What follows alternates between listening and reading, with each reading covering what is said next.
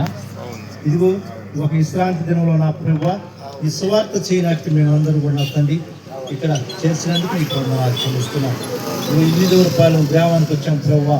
ఇదిగో సంఘానం గ్రామం నుంచి అక్కలు కూడా నా తండ్రి వచ్చారు ప్రభువా. నీ మాటలు అనేక మంది చెప్పేదానికి నాయన. నేను నెల్లూరు పట్టణం నుంచి కూడా మేము వచ్చాం ప్రభువా. ఇంకా నీ రావాల్సిన నీ బిడ్డలు కూడా త్వరగా రప్పించమని అడుగుతున్నాం, సహాయం చేయమని అడుగుతున్నాం.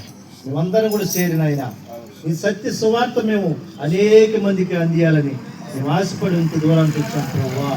సహాయం చేయమని అడుగుతున్నాం, మా ముందు నడిపించమని అడుగుతున్నాం ప్రభువా. మేము జ్ఞానం లేనివాళ్ళం ప్రభువా. అయ్యా జ్ఞానం ఇచ్చి సువార్త నడిపించమని అడుగుతున్నాం. నువ్వు అన్నను బట్టి ఇక్కడ స్థానిక అన్నను బట్టి కూడా వందనాలు చెల్లిస్తున్నాం. మేము రాగానే మాకు అన్ని ఏర్పాటు చేసేదానికి ఆయనకి ఇచ్చిన ఆద్యతను బట్టి వందనాలు చెల్లిస్తున్నాము తండ్రి. నీకు వందనాలు. మేము పోయే ప్రతి స్థలంలో నాయన మాట్లాడాలి ప్రభువా, సహాయం చేయాలని అడుగుతున్నాము నాయన.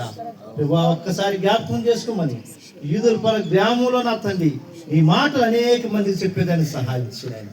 ఏ కుటుంబంలో ఏ బాధ ఏ వ్యాధి ఉందో ప్రభువా అటు పట్ల నా తండ్రి ప్రతి కుటుంబం తాకబడాలని నాయన. మా మాటలు అర్థం కాకుండా నాయన ప్రతి కుటుంబాలు నా తండ్రి నాయన ఈ రాత్రి కాలంలో తాకుతావని మాకు తెలుసు ప్రభువా.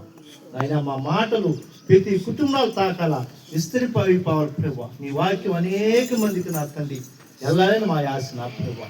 రావాల్సిన త్వరగా రప్పించమని అడుగుతూ నీకే ఘనత మహిమ చెల్లిస్తూ నజరేయుడు యేసయ్య పరిశుద్ధం బట్టి బతులాడుతున్నాము తండ్రి. ఆమేన్ ఆమేన్. దేవుడికి మహిమ కలుగును గాక.